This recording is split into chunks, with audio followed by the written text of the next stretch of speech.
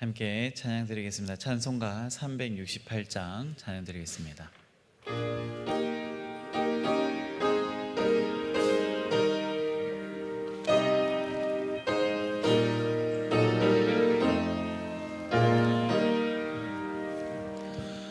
주 예수여 은혜를 내려주사 고충 많게 하옵소서. 이 줄이고 목마른 나의 맘에 주 성령을 부으소서. 주 예수여 충만한 은혜 내 영혼에 부으소서. 주 예수만 나의 힘 되고 내 만족함 됩니다. 주 예수여 죄에서 풀어주사 곧 정결케 하옵소서. 이 세상의 유혹이 나의 맘에 틈 못하게 하옵소서. 주 예수여 충만한 은혜 내 영혼에 부으소서. 주 예수만 나의 힘 되고 내 만족함 됩니다.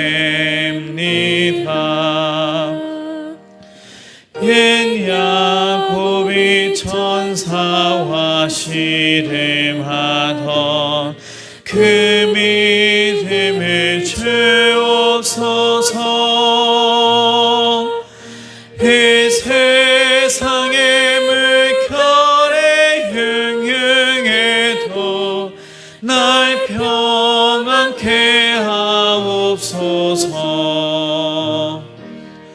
주 예수여 충만한 은혜 내 영혼에 부으소서. 주 예수만 나의 힘 되고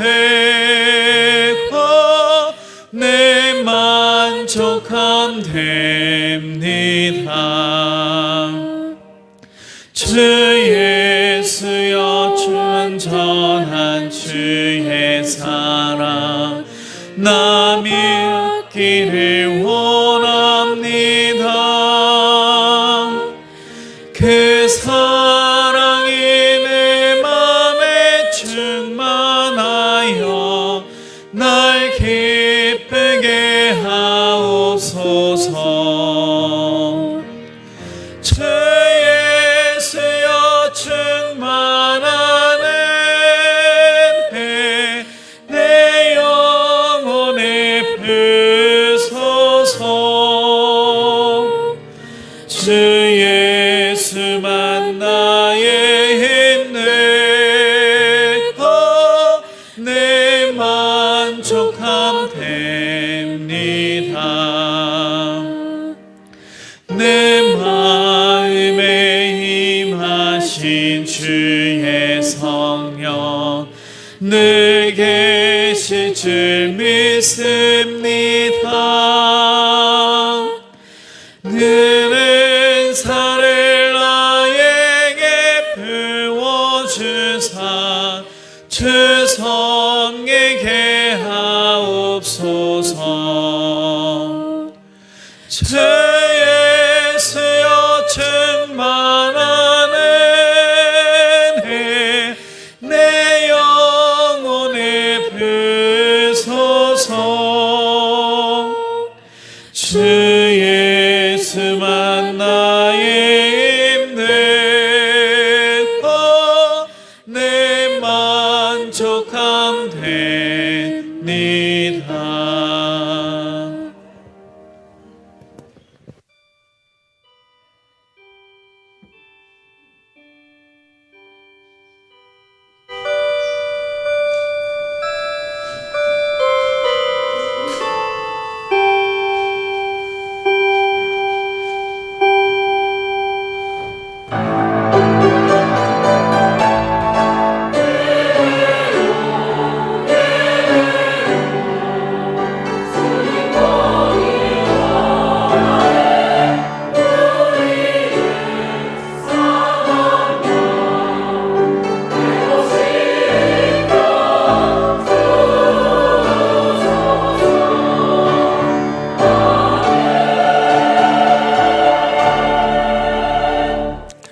빛의 근원이신 하나님, 지난 한 주 먹구름 낀 삶을 살았던 우리에게 은혜의 빛을 비춰주시어 오늘 이 복되고 거룩한 예배의 자리에 나오게 하심을 진심으로 감사드립니다. 오늘 우리가 서 있는 이 예배의 자리는 수많은 순교자들의 피로 만들어진 자리이며 예배를 마음껏 드릴 수 없는 자들이 사무치도록 그리워하는 자리임을 믿사오니 우리의 예배가 자유가 없는 자들보다 더 사모하는 마음으로 순교자들이 흘린 피보다 더 진한 사랑으로 드리는 예배가 되게 하시기를 예수 그리스도의 이름으로 간절히 기원드립니다. 아멘.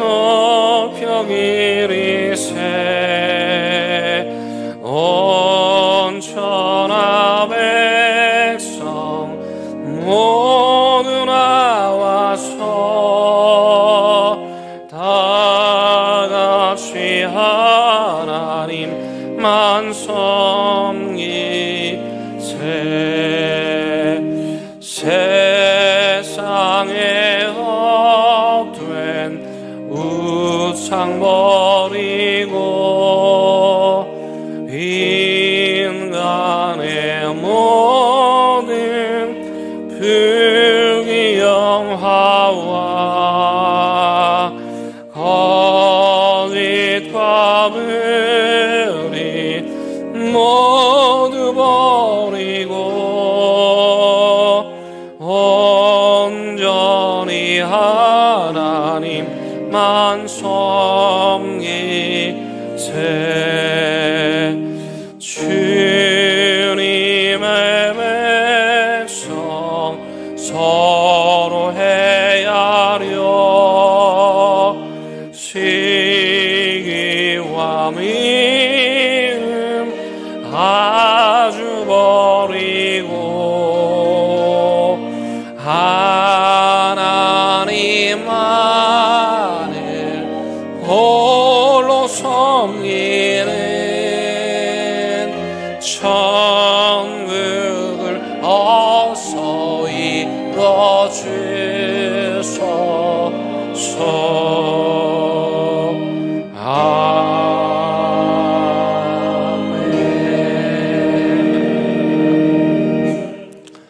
하나님이여, 주의 판단력을 왕에게 주시고 주의 공의를 왕의 아들에게 주소서.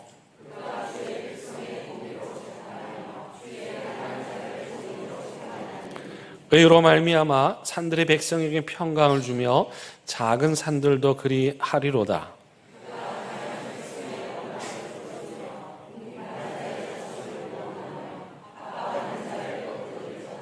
그들의 해가 있을 동안에도 주를 두려워하며 달이 있을 동안에도 대대로 그리 하리로다.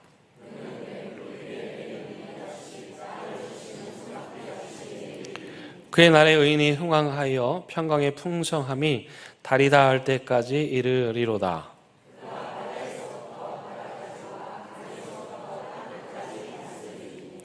모든 왕이 그의 앞에 부복하며 모든 민족이 다 그를 섬기리로다. 아멘. 나는 전능하신 아버지 하나님 천지의 창조주를 믿습니다. 나는 그의 유일하신 아들 우리 주 예수 그리스도를 믿습니다. 그는 성령으로 잉태되어 동정녀 마리아에게서 나시고 본디오 빌라도에게 고난을 받아 십자가에 못 박혀 죽으시고 장사된 지 사흘 만에 죽은 자 가운데서 다시 살아나셨으며 하늘에 오르시어 전능하신 아버지 하나님 우편에 앉아 계시다가 거기로부터 살아있는 자와 죽은 자를 심판하러 오십니다. 나는 성령을 믿으며 거룩한 공교회와 성도의 교제와 죄를 용서받는 것과 몸의 부활과 영생을 믿습니다. 아멘. 이 시간 자리에 앉으셔서 하나님과 여러분만이 아는 은밀한 죄를 침묵 가운데 고백하는 시간 같습니다.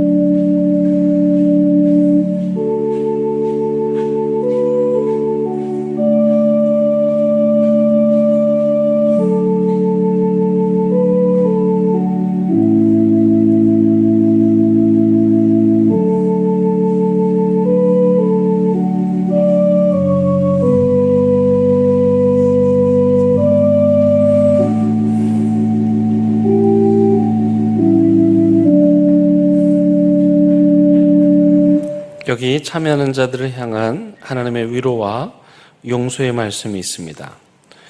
내가 죄악 중에서 출생하였으며 어머니가 죄 중에서 나를 잉태하였나이다. 보소서 주께서는 중심이 진실함을 원하시오니 내게 지혜를 은밀히 가르치시리이다. 우술초로 나를 정결하게 하소서. 내가 정하리이다. 나의 죄를 씻어 주소서. 내가 눈보다 희리이다. 하나님이여 내 속에 정한 마음을 창조하시고 내 안에 정직한 영을 새롭게 하소서. 아멘.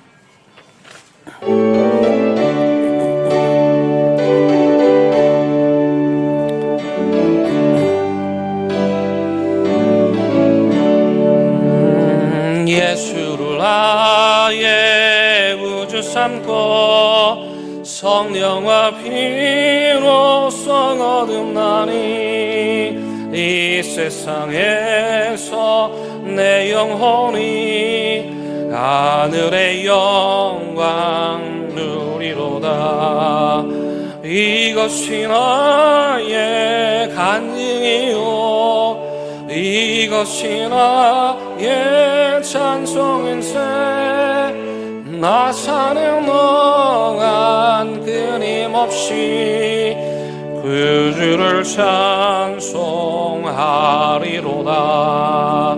온전히 주께 맡긴 내 영 사랑의 음성을 듣는 중에 천사들 왕래하는 것과 하늘의 영광 보리로다. 이것이 나의 간증이요 이것이 나의 찬송일세.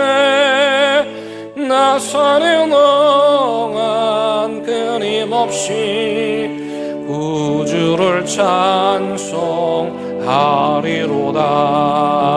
주 안에 깊은 누림으로 마음의 평강이 잔잔하니 세상과 나는 간 곳 없고 구속한 주만 보이도다. 이것이 나의 간증이요 이것이 나의 찬송일세. 나 사는 동안 끊임없이 구주를 찬송하리로다.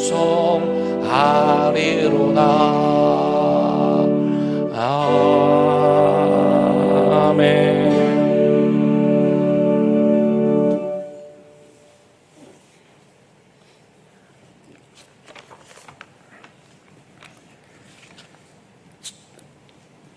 전능하신 아버지 하나님, 감사드립니다. 거룩하고 복된 주일을 우리에게 허락하시고 예배할 수 있도록 예배의 자리로 불러주셔서 감사드립니다. 코로나 바이러스 찌는 듯한 무더위 속에서도 우리를 건강하게 지켜주신 하나님 아버지 감사합니다. 한 주간 저희들이 말씀대로 살지 않고 남을 미워하고 용서하지 못한 삶을 살았습니다. 또한 복음을 전하지도 않고 세상과 타협하며 정직하게 살지 못했습니다. 아버지 하나님, 용서하여 주시옵소서. 코로나 이후로 안 보이는 얼굴들이 많습니다. 몸이 불편하거나 온라인으로 드리는 예배에 익숙해져서 아직도 많은 사람들이 모이는 것이 꺼려져서 교회로 못 나오시는 성도들을 동일한 의뢰로 보살펴 주시옵소서. 함께 자리 모여서 예배하게 하시고 교회 사역에 함께하게 하옵소서. 주님, 먼 곳에서 선교 사역 담당하시는 선교사님들을 붙들어 주옵소서. 형편과 사정을 아시오니 위험에 처하지 않도록 지켜주시고 영과 육의 건강함으로 맡은 사역 형통하게 감당하도록 도와주시옵소서. 하나님 아버지, 우리 교회 자라나는 다음 세대를 위하여 기도합니다. 어릴 때부터 신앙생활 잘 하여서 이 험한 세상을 믿음으로 승리하며 좋은 영향력 있는 사람들로 성장하게 하시고 우리 청년들에게 학업과 직장과 군 복무와 결혼과 여러 가지 결정을 두고 기도하는 기도들을 다 들어주시고 불쌍히 여겨주시옵소서. 목숨까지도 버리는 힘든 세상에서 살아갈 때에 피할 길을 주시고 이길 힘을 주시옵시며 그들이 걸어가는 길에 함께 하시고 그 길을 인도하여 주옵소서. 찬양대의 기쁨과 감사의 노래가 온 성도의 마음을 합쳐서 찬양의 가사대로 하나님께 올려드리는 고백이 되게 하옵소서. 하나님 아버지, 오늘도 우리 주의 말씀을 전가하실 목사님께 성령의 두루마리를 입혀주시옵시고 하나님의 말씀을 가감없이 대언할 수 있도록 은혜 부어 주옵소서. 듣는 성도들의 마음이 옥토가 되게 하여 주시고 하나님의 말씀을 잘 듣고 그 말씀을 마음판에 심겨질 수 있도록 은혜 내려 주옵소서.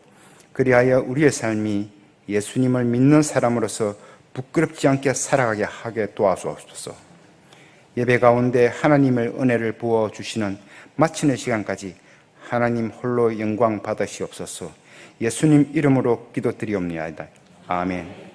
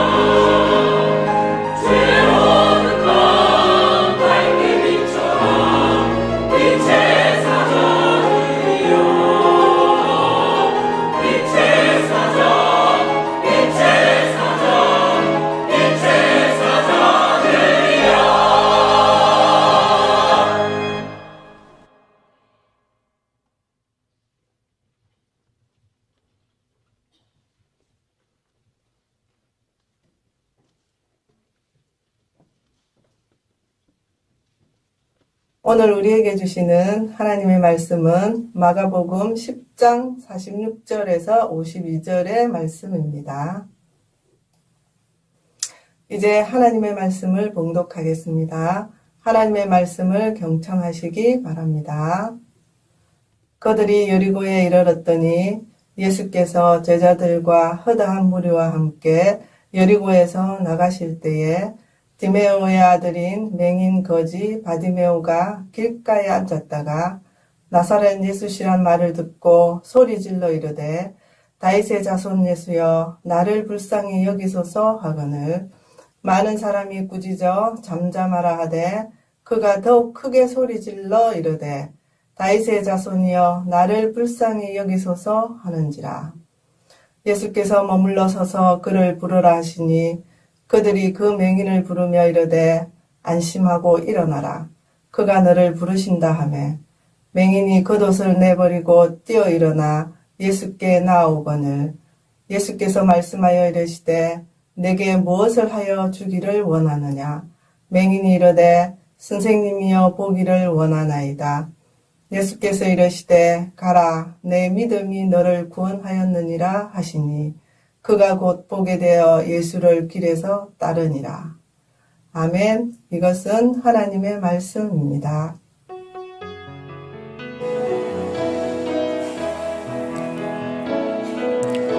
이 말씀 따라 사는 동안 지치지 않게 하시고 이 말씀 따라 사는 동안 주님 나라 이루소서. 가끔씩 아니 사실은 자주 특히 요즘은 더 교회 안팎의 사람들로부터 교회 다닌 사람들이 도대체 왜 그래? 라는 말을 듣습니다. 여러분 그럴 때 우리 어떻게 대답해야 할까요? 저는 그런 이야기를 들을 때마다 일단 심장이 철렁 내려앉고 죄인 아닌 죄인된 심정으로 그 이야기를 다 들은 후에 제가 잘못한 것도 아닌데 미안합니다. 유감입니다. 제가 대신해서 사과를 드립니다. 그렇게 말씀을 드립니다. 올해 우리 교회에 손님이 참 많이 왔는데요. 개인적으로도 서울에서 손님들이 다른 해보다 유난히 더 많이 오셨습니다. 그 중에 한 팀이 20년 전 저와 함께 청소년 사역을 하셨던 청소년부 선생님들이셨어요. 근데 이 선생님들 중에 한 분이 최근에 자신의 남편이 교회를 떠났다는 안타까운 말씀을 해 주셨어요. 이 선생님의 남편은 그 유명한 교회 다니기로 약속을 하고 결혼을 한 분이시고, 그래서 제가 사역할 때 결혼하시고 그때부터 20년 동안 그 약속을 잘 지켜서 교회를 다니고 계셨습니다. 근데 그분이 교회를 떠나셨다는 거예요. 이분이 이제 법조계에서 일을 하시는데요. 최근에 교회에서 어떤 문제가 생겼대요. 근데 그 문제를 풀어나가는 과정을 이분이 자세히 지켜보았더니 세상이나 교회나 다를 게 없다라는 거예요. 이분이 법조계에 있다 보니까 그런 케이스들을 많이 접하는데 교회는 좀 다를 줄 알았는데 그렇지 않더라는 거예요. 교회 중직자라는 이유로 문제를 일으켰음에도 불구하고 유야무야 아무런 책임도 지지 않고 그냥 덮고 넘어가는 그 교회의 모습을 보고 이분께서 교회에 대한 마지막 희망의 끈을 놓게 되신 것입니다. 물론 저는 그분의 심정에 깊이 공감을 하지만 그렇다고 할 말이 아주 없는 것은 아닙니다. 왜냐하면 교인이라고 해서 다 같은 교인은 아니기 때문입니다. 교회 다니는 사람들은 왜 그래? 라고 말할 때 이 교인은 이제 막 신앙생활을 한 사람도 그리고 오랜 동안 교회 생활을 한 사람도 다 포함되기 때문에 이제 막 교회에 나온 분들의 삶까지 우리에게 책임을 지라고 하는 것은 조금은 과해 보이기도 합니다. 그런데 문제는요, 초신자들은 교회에서 그런 문제를 일으키지 않는다는 것입니다. 오히려 교회에 오래 다닌 중직자들이 문제를 일으키고 있죠. 하지만 그렇다고 해서 또 할 말이 없는 것은 아닙니다. 교회를 오래 다녔다고, 교회에서 직분을 맡았다고, 심지어 목사라고 해도 그 사람이 진실한 성도인지, 예수님을 진실되게 믿는지 우리는 알 수 없다고, 그런 변명 정도는 할 수 있을 것입니다. 그래서일까요? 우리 예수님께서는 예수님을 따르는, 자기를 따르는 사람들을 좀 이렇게 구별하셨습니다. 마태복음에 보면 그것을 무리와 제자로 나뉘어서 구별을 합니다. 이렇게 말씀을 드리면 예수님께서 사람을 차별하셨느냐고 생각하실 수도 있겠는데요. 이건 차별이 아니고 구별입니다. 여러분, 구별과 차별의 차이를 구분할 줄 아셔야 됩니다. 차별은 사람을 그 대상에 따라 다르게 대하는 것이고, 구별은 남자와 여자를 구별하듯이 그 특징을 구별하는 것입니다. 만약 어떤 사람이 모든 사람을 구별하지 말고 똑같이 대하자고 한다면 그런 것을 보통 절대적인 평등이라고 하는데, 그렇게 되면 그 이야기, 절대적 평등의 끝은 남녀 화장실도 구분하지 말고 같이 사용해야 한다는 어처구니 없는 결론에 이르게 됩니다. 그렇죠? 그런 의미에서 예수님께서 무리와 제자로 구별하시는 것은 사람을 차별하시는 것이 아니라는 사실을 우리가 기억할 필요가 있습니다. 예수님께서는 자신을 따르는 사람들 중에 자기 것은 조금도 포기하지 않고 따라오는 사람들을 무리라고 칭하셨고, 자기의 삶의 모든 것을 버리고 예수님을 따라오는 사람들을 제자라고 부르셨습니다. 그리고 예수님께서는 의도적으로 그 무리들로부터는 거리를 두셨고, 무리들에게는 자신의 속마음을 이야기하지 않으셨습니다. 반면에 제자들과는 늘 함께 하셨고, 따로 불러서 그들에게 내밀한 이야기를 들려주셨습니다. 예수님께서 하신 마태복음 5장부터 7장까지 산상수훈의 말씀은 군중들을 대상으로 한 말씀이 아니고 제자들을 향한 말씀이었습니다.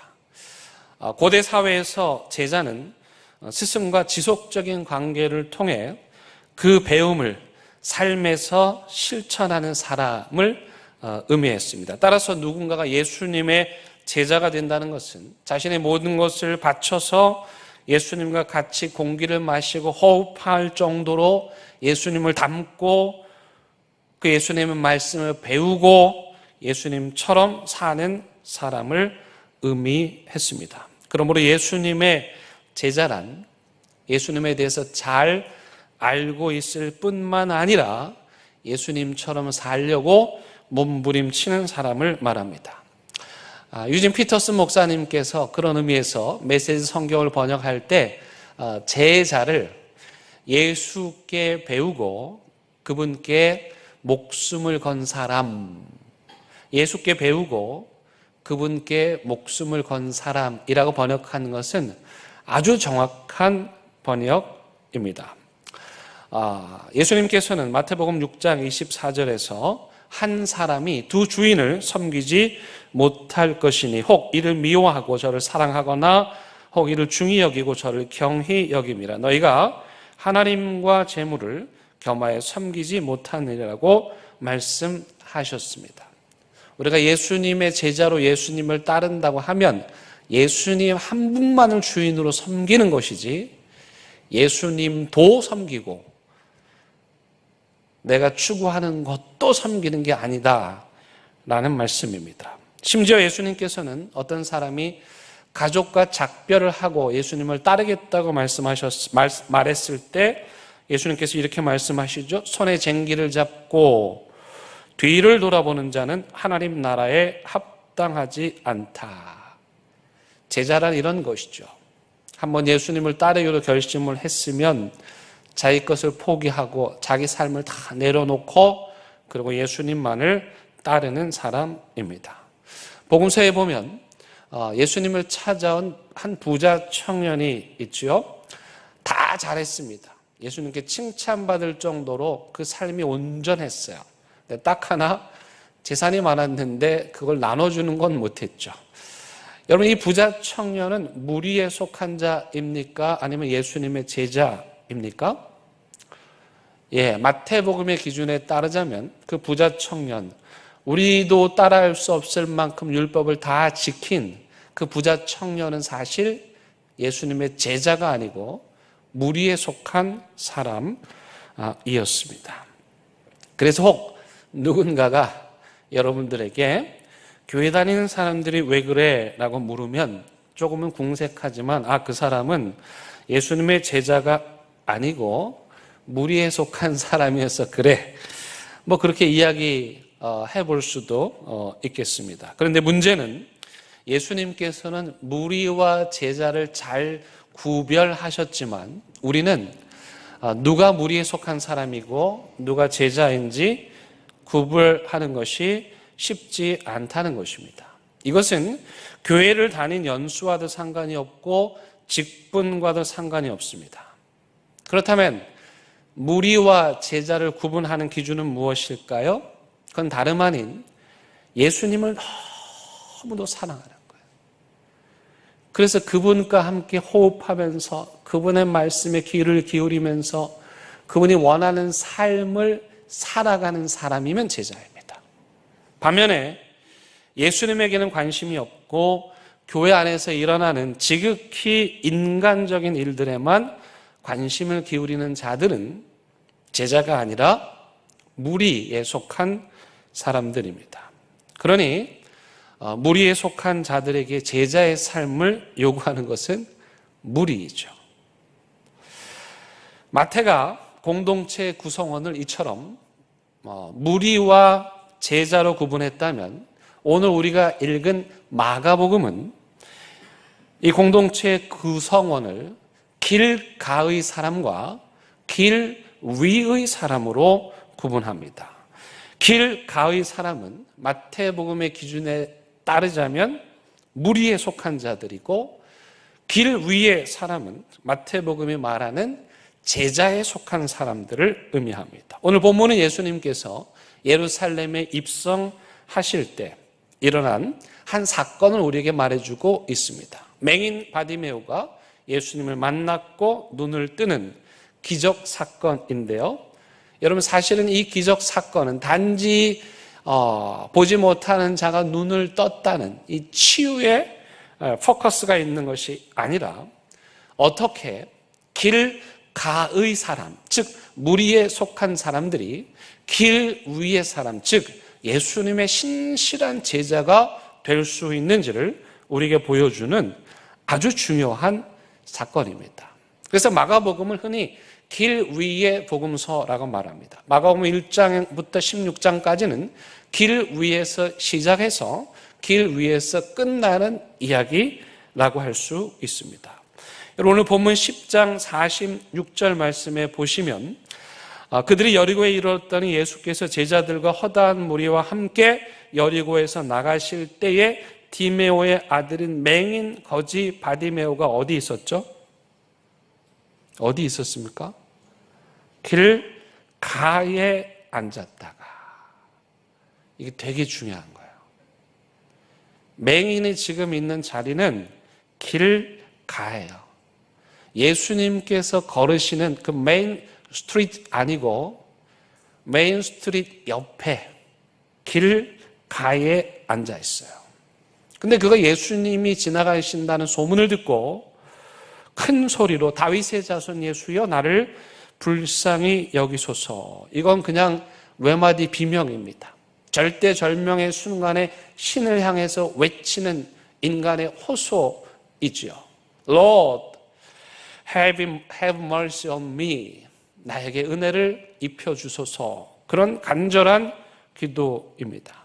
만약 여러분들 중에 이 바디메오처럼 하나님께 간절히 기도하지 않으면 도저히 살 수 없는 절박한 상황에 계신다면 그것은 오히려 여러분들을 믿음으로 초청하시고 여러분들의 믿음이 성장하기를 바라시는 하나님의 은혜의 사건이 될 수 있다는 사실을 기억하시기 바랍니다. 오늘 본문은 길가에 있던 이 바디메오가 예수님께서 걸으셨던 길 위로 오기까지, 변화되기까지의 과정을 아주 중요한 세 개의 동사로 표현합니다. 이 과정은 무리에 속한 자들이 어떻게 예수 그리스도를 따르는 제자가 될 수 있는지를 보여주는 아주 중요한 동사이죠. 첫 번째, 이 바디메오는 예수님을 보고 예수님께서 자기를 부르신다는 말씀을 듣자마자 뭘 합니까? 겉옷을 내버렸다. 겉옷을 내버리다. 자기 걸 버린 거죠. 여러분, 이 거지 맹인 바디메오에게 이 겉옷은 아마도 유일한 재산이었을 가능성이 매우 높죠. 그런데 그는 예수님께서 부르시자 자기의 가장 소중한 재산 1호를 버리죠. 두 번째는 아마도 이 옷은 아무도 친구해 주지 않는 그에게 유일한 친구 같은 역할을 했을 것입니다. 이 바디메오에게 겉옷은 자기의 분신과도 같았고 자기의 자화상과도 같았던 것입니다. 그 겉옷을 볼 때마다 자기의 인생이 보였을 것이고 그 겉옷을 볼 때마다 자기의 지나간 삶의 흔적들을 볼 수 있었겠죠. 그런 의미에서 겉옷은 곧 자기 자신이었어요. 그런데 그는 그 겉옷을 버립니다. 또 한편으로 생각하면 이 바디메오에게 남은 자존심이 뭐가 있겠습니까? 그런데 이 겉옷은 바디메오의 남은 자존심을 지켜주는 것이었어요. 그런데 그가 겉옷을 버립니다. 무슨 뜻입니까? 자기에게 있는 하나밖에 없는 소유를 예수님을 만나기 위해서 버렸다는 것이고 자기의 자화상의 흔적, 삶의 흔적에 그대로 묻어있는 그 옷을 버렸다는 것은 내가 그동안 살아온 삶의 방식을 버렸다는 것이고 마지막 남은 자존심과도 같은 그 겉옷을 버렸다는 것은 예수님 앞에서 내 자존심 아무것도 아니라는 그런 믿음의 고백과도 같은 것입니다. 겉옷을 버린 그가 일어납니다. 그리고 예수님께로 뛰어가지요. 삶의 방향성을 의미합니다. 예수님이라는 소식을 들을 때 그가 제자가 되는 길은 그 예수님을 향해서 뛰어가야 하는 것이죠. 근데 여러분, 예수님께서 예수님을 향해 달려오는 이 맹인 바디메오에게 조금은 잔인하게 들리는 질문을 하십니다. 뭐라고 말씀하십니까? 내가 너한테 뭐 해주기 원하니? 여러분, 맹인이 뛰어오는 이유가 뭐겠습니까? 말 안 해도 아는 거 아닙니까? 세상에 그가 태어나서 자기를 낳아준 어머니 얼굴 한 번 보지 못한 그에게 너가 뭐 해주기 원하냐고 물을 필요가 있을까요? 근데 예수님은 물으셨죠.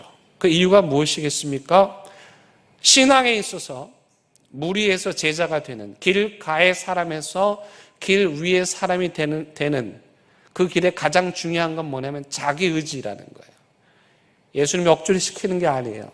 너 진짜 나를 찾아온 목적이 뭐니? 너 나에게 원하는 게 뭐니를 다시 한번 물으심으로써 그의 입으로 자신의 신앙을 고백하도록 하신 것입니다.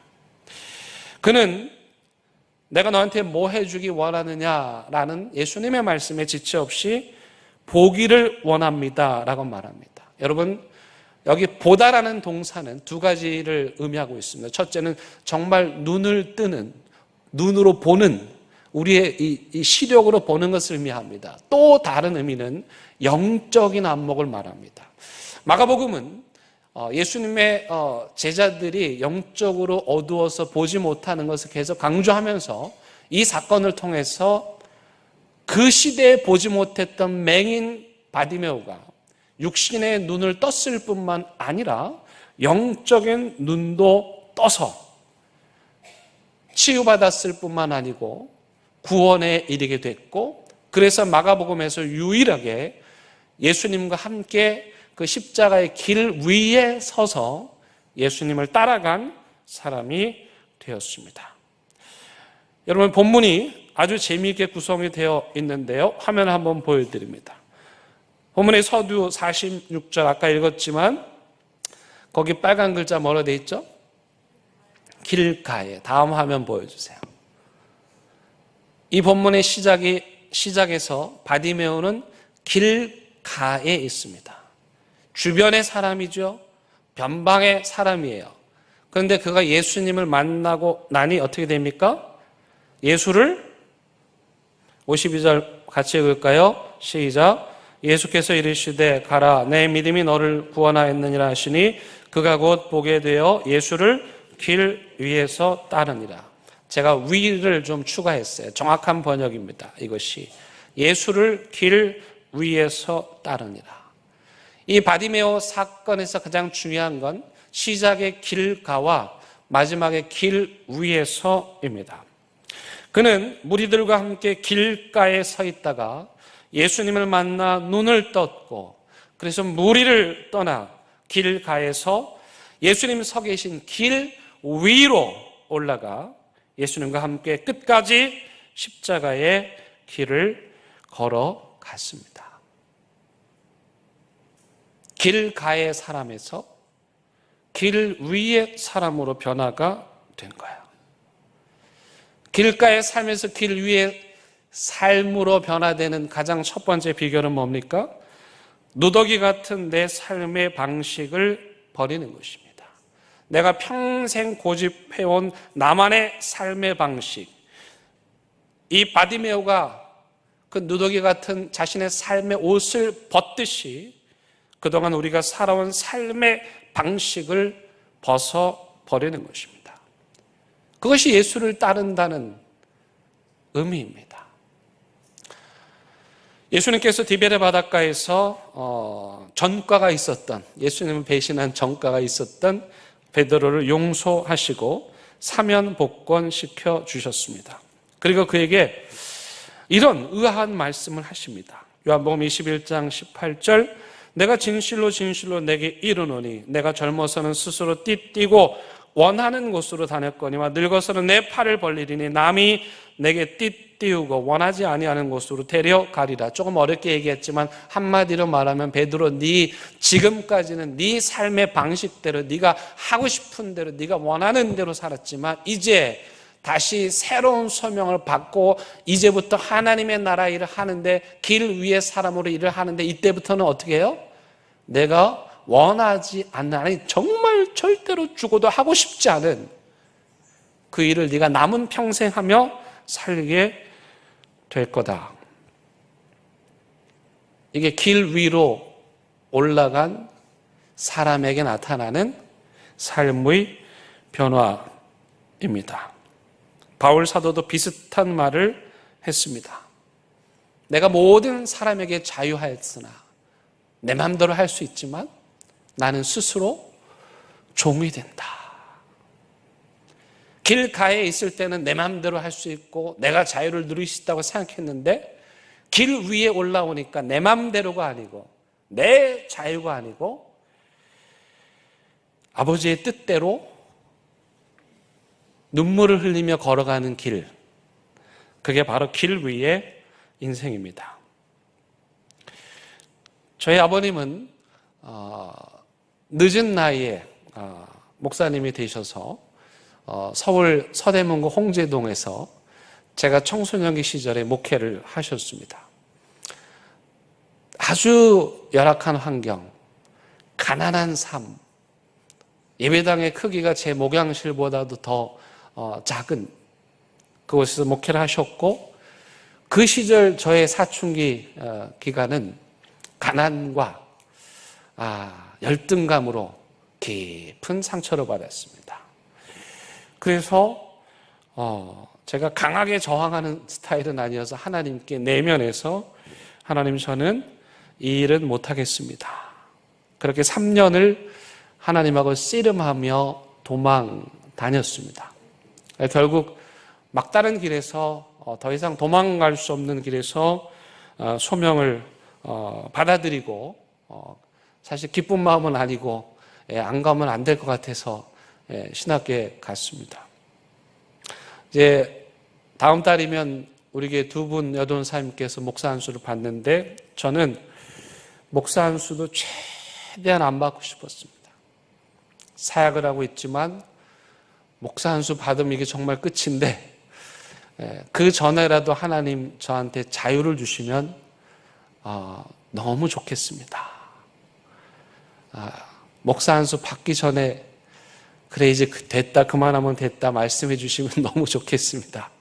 그러면서 미룰 수 있는 만큼 미뤘습니다. 그리고 더 이상 미룰 수 없어 목사 안수를 받았습니다. 목사 안수를 받기 전 하나님께서 저에게 이런 마음을 주셨습니다. 그때 둘째가 막 태어났을 때입니다. 제 아내와 함께 아버님께서 목회하셨던 그 장소로 가라. 그래서 첫째 하이미는 이제 어린이집 보내놓고 둘째 하늘이를 안고 아내와 함께 그곳을 찾아갔습니다. 이제 아버님께서 목회를 그만두셨기 때문에 그곳은 카페가 되어 있었습니다. 그 장소에 들어가서 저의 그 지난 시간들을 돌아보았고 그 장소에 있었던 수많은 추억들 그리고 그곳에서 저를 부르셨던 그 소명을 다시 한번 생각해 보았습니다. 근데 그때 하나님께서 저에게 이런 음성을 들려주셨습니다. 너무도 저에게는 잔인한 음성이었습니다. 바디모에게 내가 너한테 뭐 해주기 원하느냐 거의 그 수준의 버금가는 잔인한 음성이었습니다. 그 음성은 이것이었습니다. 너 여기 이 자리에서 목회할 수 있겠니? 아픔의 자리고 너무도 힘든 시간들을 보낸 그 자리에서 너 다시 여기서 목회할 수 있겠니? 쉽게 할 수 있는 대답은 아니죠. 그러나 감사하게도 그 물음에 제가 예라고 대답할 수 있었습니다. 한 가지 비밀을 가르쳐 드리면 그럴 때 예라고 하는 게 낫습니다. 아니오라고 하면 진짜 시키시거든요, 하나님이요. 제가 그걸 조금 알아가지고 예라고 대답할 수 있었습니다. 바로 그 순간이 길가에 있었던 저의 믿음이 길 위로 올라가는 순간이었습니다. 길가에 서 있는 사람들의 특징이 있습니다. 그 주된 특징은 뭐냐면 길 위에 서 있는 사람들보다 더 잘 본다는 것입니다.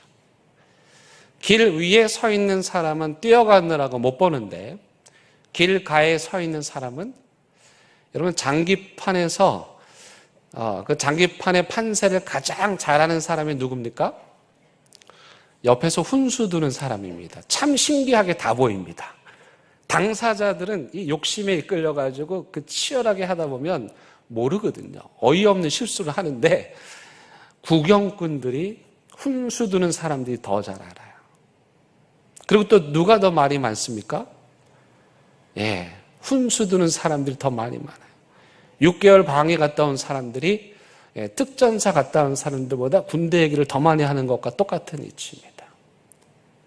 길 위에 서 있는 사람은 예수님 따라가기도 바빠요. 뒤처질세라 행여 놓칠세라 그냥 예수님 붙잡고 달려가는데 길가의 구경꾼들 무리들은 너 왜 그렇게 가니? 왜 그런 식으로 하니? 아무것도 중요하지 않은 일들을 우리도 보지 못하는 것들을 보면서 비난하고 비판합니다. 그분들은 그냥 툭 뱉고 지나가는 말일지 모르지만 길 위를 걷는 자들을 지치게 하고 탈진시키는 말이죠. 아마 교회를 조금이라도 해보신 분들이라면 그런 경험들이 한두 번쯤은 다 있으실 겁니다.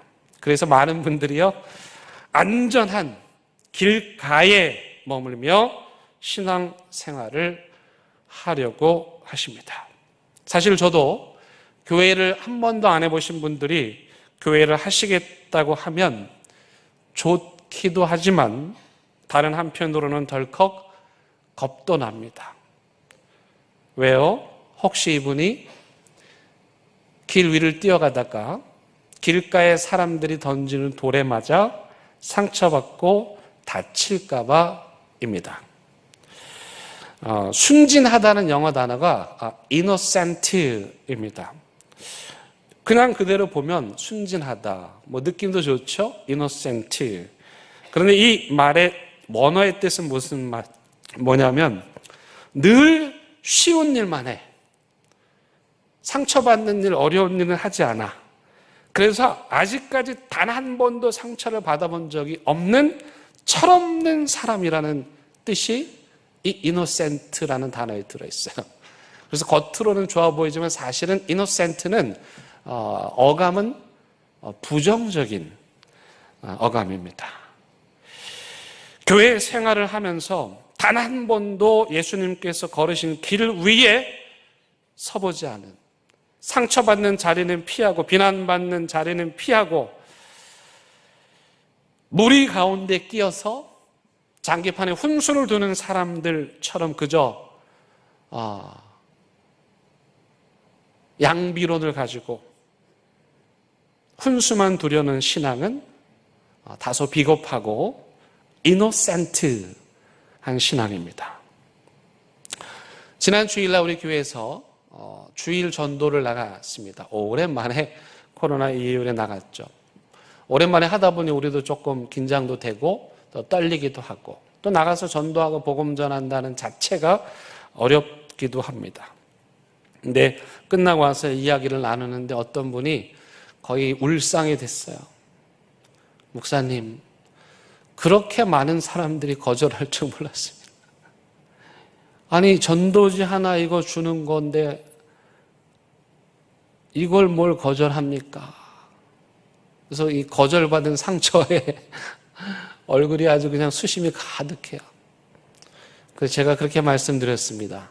괜찮습니다. 거절당하신 것만으로도 성공입니다. 이 일이 이토록 어렵다는 걸 아신 것만으로도 성공입니다. 충분히 의미가 있습니다. 요즘에 또 갑자기 비가 오죠. 갑자기 비가 올 때 대형교회 뭐 합니까? 안 해보신 분들은 뭔지 몰라요. 이게 심각한 거예요. 갑자기 비가 와서 지난 주일에 노란 우산을 들고 우리 교육자, 우리 선생님들과 같이 나갔습니다. 한 아이가 노란 통의 우산을 받아 들고 고마워합니다. 그런데 몇 걸음 갔는데 옆에서 다른 어떤 아주머니가 그거 받지 마. 아마도 그 아이를 아는 분인 것 같아요. 그래서 제가 아니요, 괜찮아요. 그냥 가지고 가셨다가 나중에 주시면 돼요. 아니에요, 얘 이거 반납 못해. 그거 갖다 놔. 그러더니 자기 우산 이렇게 주면서 받지 말라는 거예요.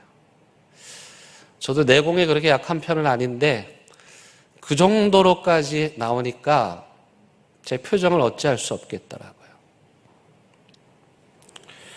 길가에서 보면 전도를 해야 되는 등 말아야 된다는 등 왜 그렇게 하냐는 등 말을 할 수 있지만 길 위에 서서 해보면 그런 얘기는 들리지가 않습니다.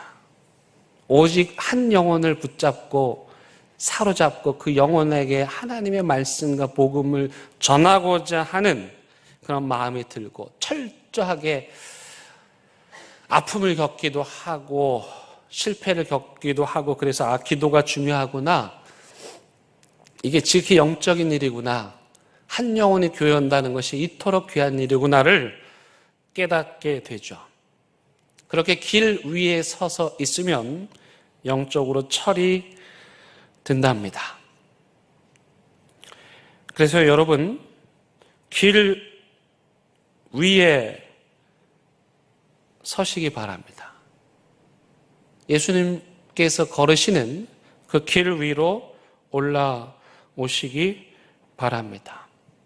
길 위의 사람들은 말이 별로 없습니다. 아니, 말할 시간이 없습니다. 예수님 따라가기도 바쁘기 때문이죠. 교회 다니는 사람들은 왜 그래? 라는 말을 들을 행동조차 할 여유가 없습니다. 그런데 아이러니하게도 그 길 위에 있으면 영적으로 살아있게 됩니다. 길가의 신앙은 겉으로 보기에는 익명성도 보장되고 실수할 일도 없고 길 위의 사람들 행동 하나하나가 훤하게 다 보이고 그래서 이래라 저래라 조언도 훈수도 비난도 할 수 있어서 안전해 보이지만 사실 그 자리는 예수님을 끝까지 따라갈 수 없는 바람 한 번 불면 날아가 버릴 위험한 자리입니다. 여러분, 앞으로 누군가가 교회에 다니는 사람들은 왜 그래? 라고 물으면 그분은 교회를 다니긴 다니는데 길가의 사람이어서 그래 라고 조금은 품위 있게 변명해 보시기 바랍니다. 물론 그래도 궁색하긴 하지만. 그래서 저는 대연교회 성도들은 단 한 사람도 무리 가운데에서 서성이는 길가의 사람이 아니라 예수님의 옷자락 바짝 붙잡고 쫓아가는 길 위의 사람들이기를 바랍니다. 그래서 대연교회 성도들은 그런 질문을 받을 필요도 없고 또 그런 핑계를 댈 필요도 없는 다 같이 길 위의 사람들로 함께 손잡고 예수님을 따라 이 믿음의 길을 완주할 수 있기를 진심으로 바랍니다. 함께 찬양하시겠습니다.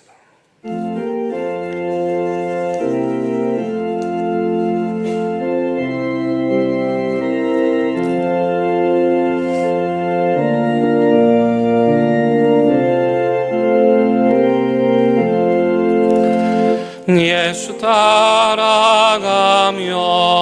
복음 순종하면 우리 행할 길 완하겠네. 주를 의지하며 순종하는 자를 주가 늘 함께 하시리라. 의지하고 순종하는 길은 예수 안에 즐겁고 복된 길이로다. 해를 당하거나 우리 고생할 때 주가 위로해 주시겠네. 주를 의지하며 순종하는 자를 주가 안위해 주시리라.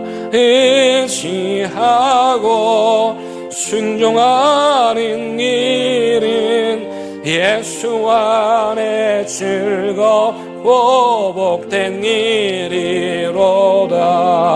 남의 짐을 지고 슬픔 위로하면 주가 상급을 주시겠네. 주를 의지하며 순종하는 자를 항상 복내려 주시리라.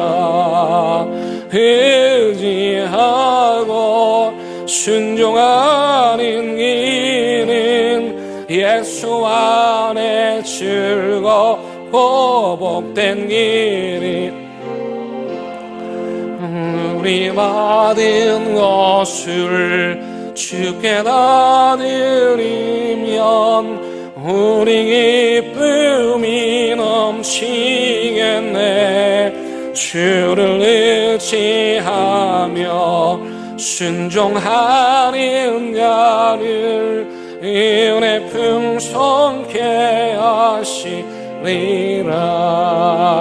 의지하고 순종하는 길은 예수 안에 즐겁고 복된 길이로다.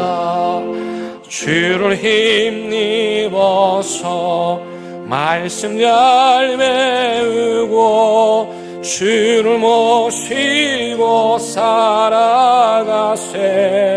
주를 의지하며 순종하면 주가 사랑해 주시리라. 의지하고 순종하는 길은 예수 안에 즐겁고 복된.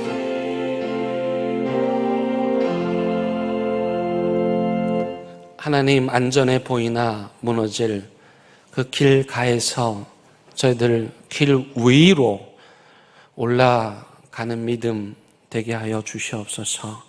그리하여 우리 예수님과 함께 힘들어도 고통스러워도 배신당하고 아픔이 있어도 길 위에 서서 믿음의 길을 똑바로 걸어가는 우리 대형교회 모든 성도들 다 되게 하여 주시옵소서. 그리하여 요즘 교회 다니는 사람들이 왜 그래? 라는 말을 우리 대형교회 성도들은 단 한 분도 들을 일이 없게 하시고 변명할 일도 없게 하여 주옵소서. 예수님의 이름으로 기도드립니다. 아멘.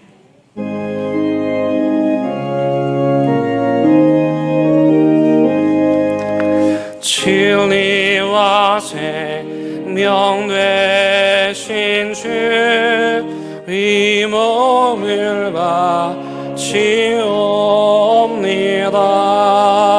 믿음과 소망 사랑에 한 마음 되게 하소서.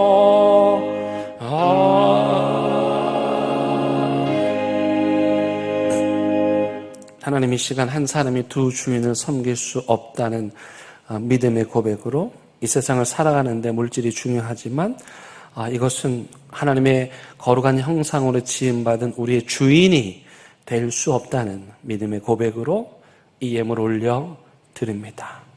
오직 우리의 유일하신 주인이신 하나님, 이 시간 우리에 드리는 이 마음, 이 고백 기억하셔서 이 땅을 살아가는 동안 하나님의 자녀답게 또 풍성하고 넉넉하게 살 수 있도록 하늘의 보화를 이들의 삶에 쌓을 곳이 없도록 부어 주시옵소서. 오늘 여전히 길가에 서성이며 비겁하게 믿음의 길에 오지도 않으면서 믿음 있는 척하는 사람들로 가득한 세상 향하여 나아갑니다. 하나님, 그들을 손잡아 주게 해주시고 그들도 길 위로 함께 초청하여 믿음의 길을 갈 수 있는 우리 모두가 되게 하여 주시옵소서.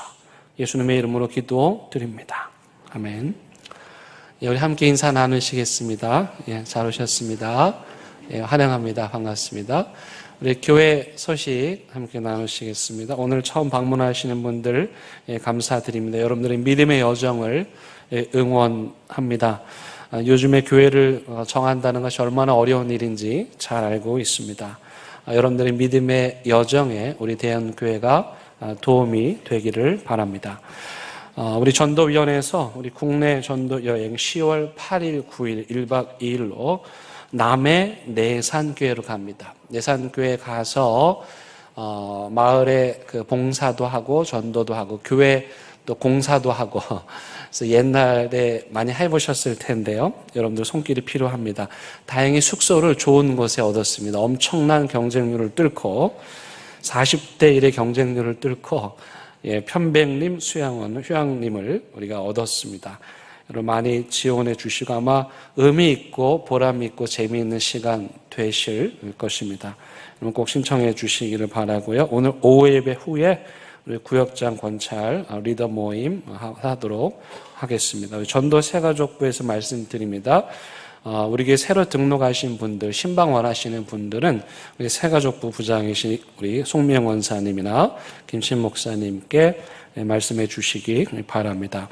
우리 김경심 집사님 아드님이 쌍둥이 딸 출산하였습니다. 우리 큰 박수로 축하해 주시기 바랍니다.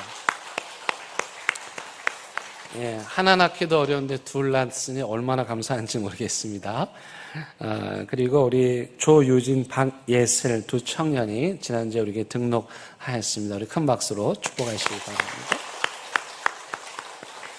예, 우리 다 함께 일어나셔서 결단의 찬양 부르시겠습니다.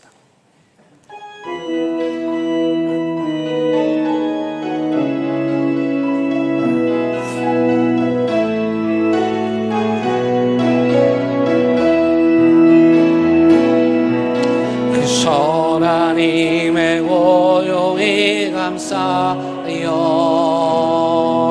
그 놀라운 평화를 누리며 나 그대들과 함께 걸어가네 나 그대들과 이만을 여네 지나간 아픔과 고통의 나를 무겁게 내 영혼 짓눌러도 오 주여 우리 외면치 마시고 약속된 의원을 이루소서 이 선하님이 우리를 감싸시니 믿음으로 일어나리를 기대하네 주 언제나 우리와 함께 계셔 하루 또 하루가 늘 새로워